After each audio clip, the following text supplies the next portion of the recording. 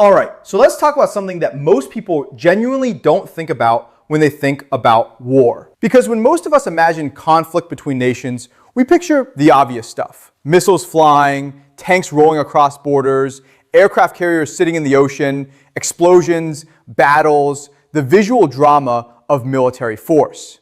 And look, that stuff is real. It matters. But here's the thing. If you're trying to understand modern geopolitics, if you're trying to understand how power actually works in the world today, you're missing the bigger picture if that's all you're focused on. Because the most important battlefield in the modern world isn't a desert or an ocean. It's the global financial system. And once you understand that, a whole lot of things that seem confusing suddenly start making complete sense.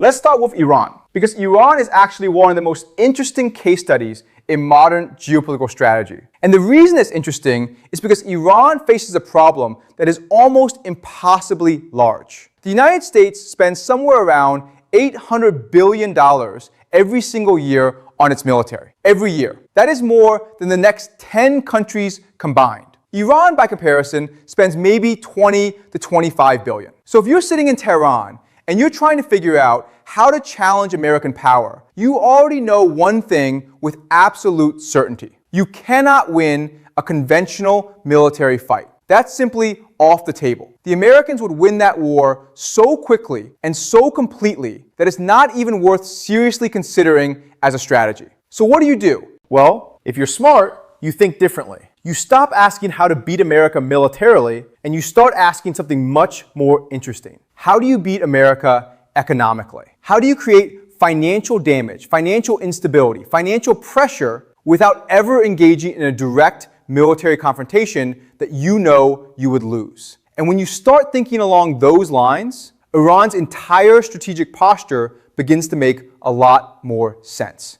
Now, to understand the strategy, you have to understand something called the petrodollar system. And this is one of those concepts that sounds complicated, but is actually very simple once you break it down. For the last 50 years, the entire global oil market has operated in US dollars. When Saudi Arabia sells oil, it sells it in dollars. When Kuwait sells oil, dollars. UAE, Qatar, every Gulf state, dollars. Every major oil transaction on the planet is denominated in the American currency. That alone is enormously powerful for the United States. But the second part of this equation is actually even more important.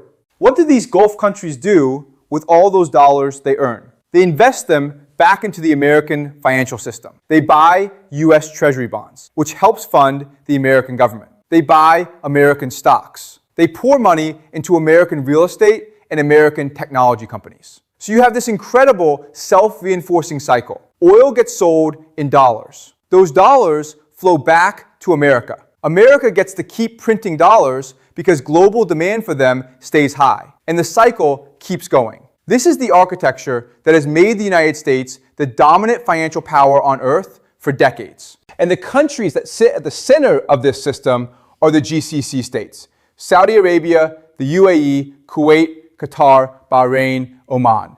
These countries sit on top of some of the largest oil reserves anywhere in the world. And over the past few decades, they've accumulated absolutely staggering amounts of wealth from selling that oil. And the majority of that wealth has been funneled right back into the United States.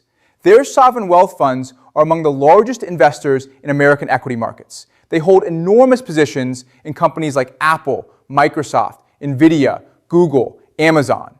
They hold significant quantities of US government debt. This money is not just parked somewhere. It is actively sustaining the American financial system.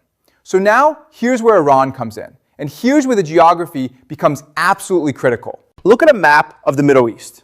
Look specifically at where all that Gulf oil has to go when it gets exported to the rest of the world. Almost all of it, roughly 20% of the entire global oil supply, has to pass through a narrow body of water called the Strait of Hormuz. This is one of the most strategically important choke points on the planet. And sitting right on the northern side of that strait is Iran. Iran doesn't just have proximity to this passage, it has the ability to threaten it. And threatening it doesn't require a massive naval fleet or sophisticated military technology. It requires relatively cheap weapons. Drones that cost $20,000 or $50,000. Missiles that can damage tankers, ports, pipelines, and energy infrastructure throughout the region. Think about what happens if Iran starts seriously disrupting shipping through the Strait of Hormuz. Oil prices spike immediately. Global energy markets go into panic mode. Shipping companies start refusing to operate in the region. Insurance companies stop covering tankers trying to make the transit. And suddenly, the entire global energy system is under enormous stress. The GCC countries,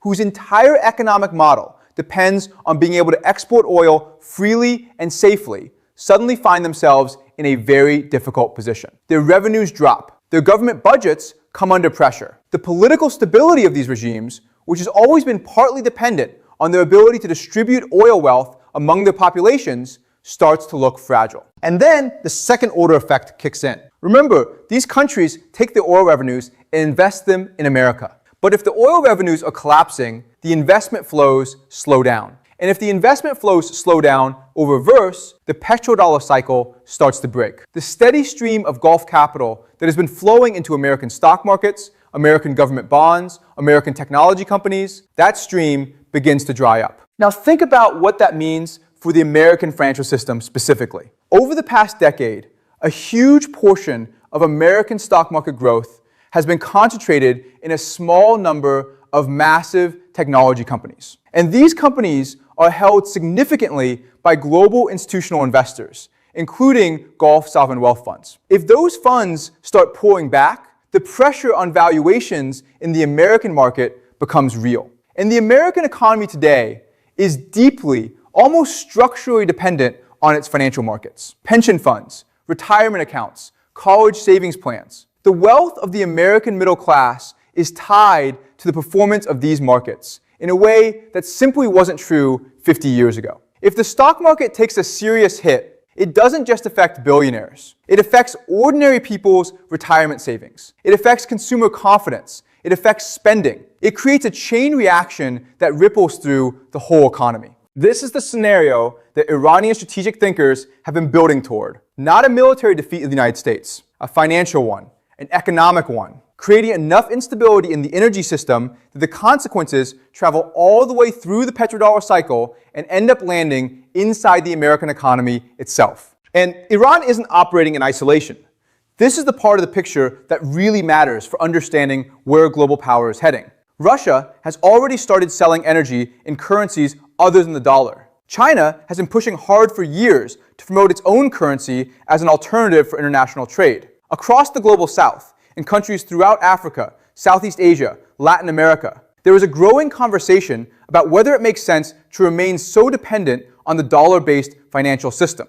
When Iran creates instability in the Gulf, it doesn't just apply pressure to the United States directly. It accelerates this broader shift. It gives other countries more reason and more urgency to build alternative financial networks, alternative institutions, alternative trade arrangements that operate outside the American system. And here is why that matters so profoundly. The United States has been able to run massive budget deficits for decades without experiencing the kind of currency collapse that would destroy any other country doing the same thing. The reason it can do this is because the entire world needs dollars. Global demand for dollars is so high because oil is priced in dollars and so much international trade happens in dollars that the US can print money and the world simply absorbs it. That is an extraordinary privilege. It is arguably the single greatest strategic advantage the United States possesses. But that advantage only holds as long as the world keeps needing dollars. If global demand for dollars declines, if countries start pricing oil in other currencies, if trade networks shift away from dollar settlement,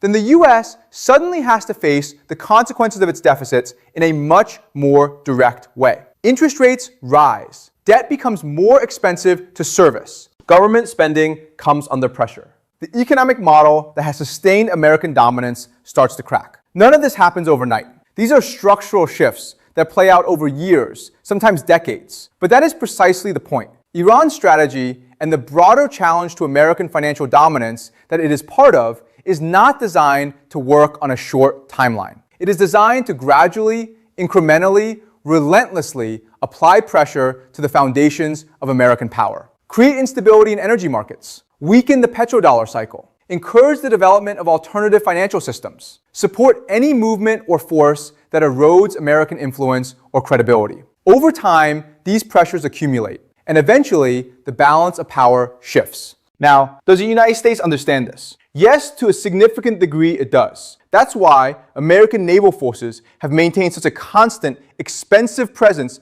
in the Persian Gulf for so long. That's why the security relationships between the US and the Gulf states are so deep and so carefully maintained. That's why the United States has been willing to make so many uncomfortable compromises to keep those relationships intact. Because protecting the flow of Gulf oil and Gulf capital is not really about oil in the narrow sense. It's about protecting the entire financial architecture that American global power rests on. The military presence in the Middle East is in a very real way the United States guarding its own financial system. But the environment is getting harder to manage. Regional conflicts are intensifying. The tools of modern conflict, drones, cyber attacks, economic sanctions, information operations, have made it possible for relatively weak states to impose real costs on powerful ones without ever fighting conventionally. Iran has spent 2 decades becoming exceptionally skilled at exactly this kind of asymmetric pressure. They find weaknesses, they exploit them. They impose cost without creating a clear enough active war to trigger a full military response.